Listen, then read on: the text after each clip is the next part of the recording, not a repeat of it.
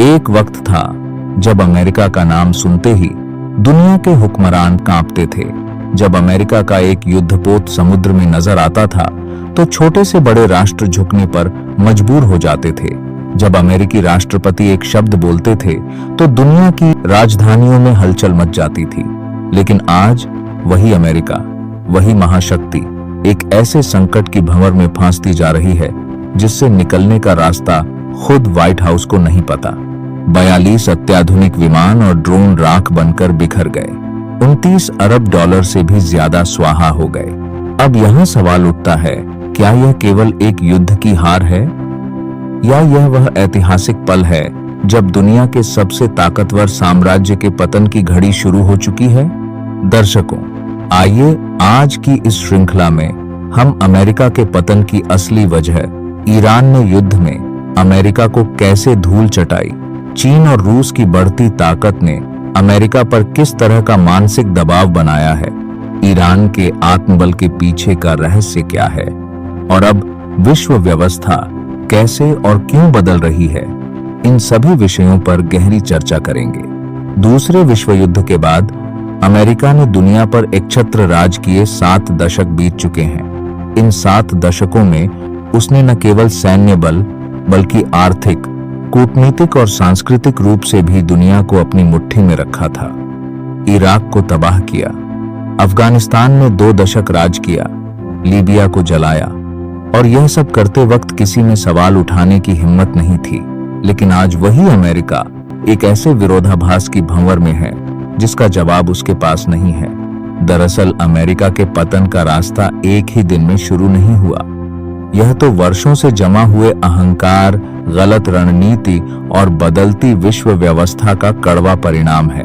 हैरान करने वाली बात तो यह है कि जब अमेरिका खरबों डॉलर अपने सैन्य बजट पर खर्च कर रहा था, तब उसके प्रतिद्वंद्वी रूस, चीन और ईरान अपनी आंतरिक शक्ति निर्माण में चुपचाप जुटे हुए थे। जब अमेरिका दुनिया को अपने प्रभुत्व का डर दिखा रहा था, तब ये राष्ट्र एक नई विश्व व्यवस्था की नींव रख रहे थे। आज उसी नींव का परिणाम अमेरिका भुगत रहा है। अब यहाँ सवाल उठता है, ईरान, जिस राष्ट्र को अमेरिका ने दशकों तक आर्थिक प्रतिबंधों की जंजीरों में जकड़ कर रखा था, उसी ईरान ने दुनिया की सबसे ताकतवर वायुसेना को घुटने टेकने पर मजबूर कैसे किया? जवाब एक ही है, असिमेट्रिक वारफेयर।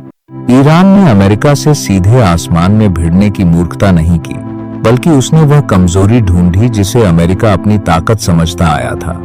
अमेरिकी विमान आसमान में उड़ते वक्त से ज्यादा जमीन पर खड़े होने के दौरान असुरक्षित होते हैं। यह सच ईरान ने वर्षों के गहरे अध्ययन से जान लिया था। इसीलिए ईरान ने अपनी सटीक बैलिस्टिक मिसाइलों और क्रूज मिसाइलों का इस्तेमाल करते हुए मध्य पूर्व में मौजूद अमेरिकी एयरबेसों पर एक साथ हमला तेज कर दिया। उस पर सैकड़ों की तादाद में सस्ते लेकिन घातक कामिकाजे ड्रोनों का झुंड एक साथ आसमान में छोड़ दिया गया तो अमेरिका की अरबों डॉलर की वायु रक्षा प्रणाली भटक गई। किसे रोकें, किसे जाने दें, यह फैसला न कर पाने की वजह से ईरानी मिसाइलों ने F-35 से लेकर MQ-9 रीपर ड्रोन तक को आसानी से तबाह कर दिया। यह केवल विमानों के गिरने की बात नहीं है, यह तो अमेरिका की अजेयता के मनोवैज्ञानिक किले के ढहने की बात है। अब यहाँ सवाल उठता है, इतनी बड़ी हार के बाद अमेरिका की मानसिक स्थिति कैसी है? पेंटागन इस वक्त सकते में है।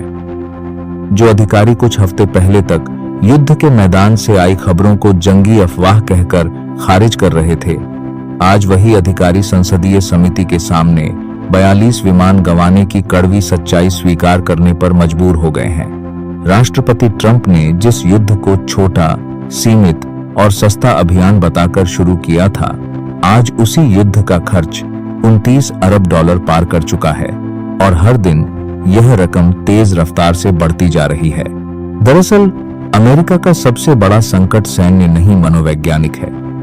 दशकों से हम अजेय हैं के विश्वास में पले बढ़े अमेरिकी जनता और नेतृत्व आज एक ऐसी सच्चाई का सामना कर रहे हैं जिसे स्वीकार करने की इजाजत उनका अहंकार अभी भी नहीं दे रहा। आज अमेरिकी पायलट मध्य पूर्व के आसमान में उड़ते वक्त खुद को सुरक्षित महसूस नहीं कर रहे।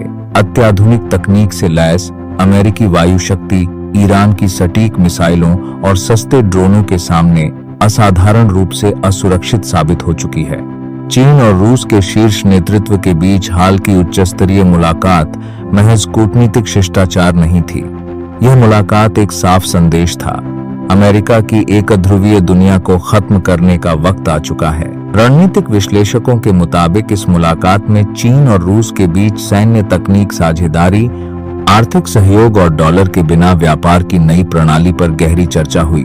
और भी गंभीर बात तो यह है कि इसी मुलाकात की पृष्ठभूमि में ईरान द्वारा युद्ध में इस्तेमाल की जा रही अत्याधुनिक हाइपरसोनिक मिसाइलें और रडार तकनीक रूस और चीन के सहयोग से ही विकसित की गई हैं। यानी अमेरिका जो युद्ध लड़ रहा है, उस युद्ध में उसके प्रतिद्वंद्वी आपस में मिलकर खेल रहे हैं और अमेरिका इस खेल को अभी तक पूरी तरह समझ नहीं पाया है। यह मनोवैज्ञानिक दबाव कैसा है, यह समझना हो तो सोचिए, एक मुक्केबाज जो हमेशा अकेले प्रतिद्वंद्वी से लड़ता आया था, आज उसे पता चलता है कि रिंग में अकेला प्रतिद्वंद्वी नहीं, 3 लोग एक साथ खड़े हैं और वे तालमेल के साथ वार कर रहे हैं।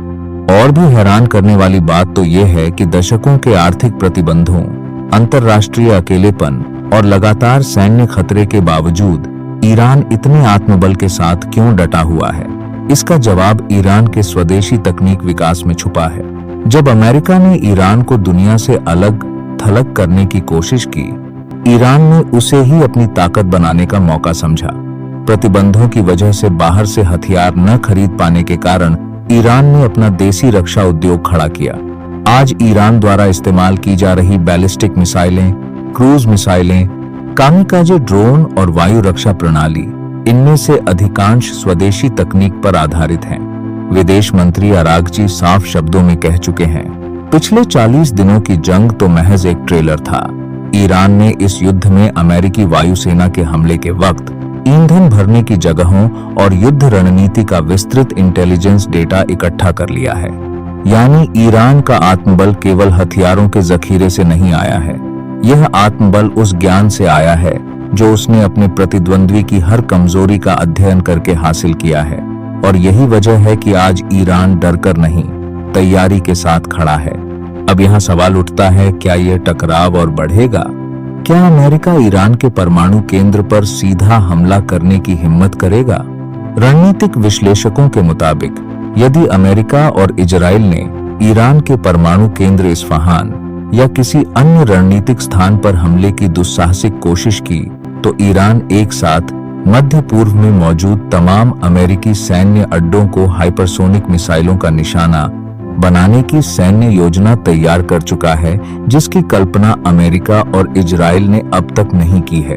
और भी गंभीर बात तो यह है कि इस बार ईरान के पीछे रूस और चीन का अदृश्य सैन्य और तकनीकी समर्थन है।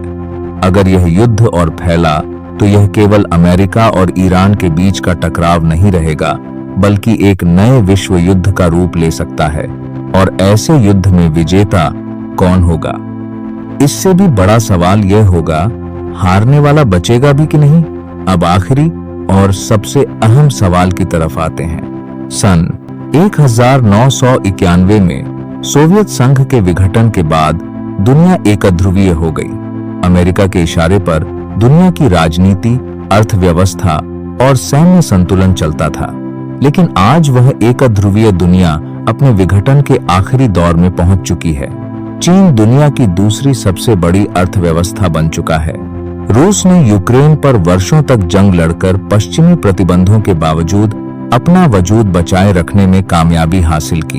ईरान ने मध्य पूर्व में अमेरिका के सैन्य अहंकार को धूल चटाई और ब्रिक्स देशों ने डॉलर के विकल्प में नई व्यापारिक प्रणाली की तलाश शुरू कर दी है। यह तमाम संकेत एक ही दिशा में इशारा करते हैं। दुनिया अब बहुध्रुवीय होती जा रही है और इस बहुध्रुवीयता में अमेरिका की जगह पहले जैसी एक छत्र सर्वशक्तिमान नहीं रहेगी, यह तय है। अब दुनिया इसी हालत में क्यों नहीं रह सकती? क्योंकि बाकी दुनिया के राष्ट्र एक सच समझ चुके हैं, अमेरिका की अजेयता एक मिथक था और वह मिथक ईरान के आसमान में F-35 के गिरने के साथ ही टुकड़े टुकड़े होकर बिखर गया। 42 विमान और ड्रोनों का नुकसान, $29 अरब से भी ज्यादा स्वाहा। स्टेल्थ तकनीक की नाकामी, चीन और रूस की बढ़ती एकजुटता और ईरान की वह चेतावनी जो कहती है यह तो महज ट्रेलर था। इन तमाम तथ्यों को एक साथ जोड़ें तो एक ही तस्वीर उभरती है। अमेरिका का पतन शुरू हो चुका है। सवाल केवल इतना है कि यह पतन कितनी तेजी से होगा और इसकी जगह कौन सी नई विश्व व्यवस्था जन्म लेगी। और अगर अमेरिका ने अभी भी युद्ध का रास्ता चुना तो उसका एकमात्र परिणाम होगा ऐसी तबाही जिसकी कल्पना शायद हम में से किसी ने नहीं की है।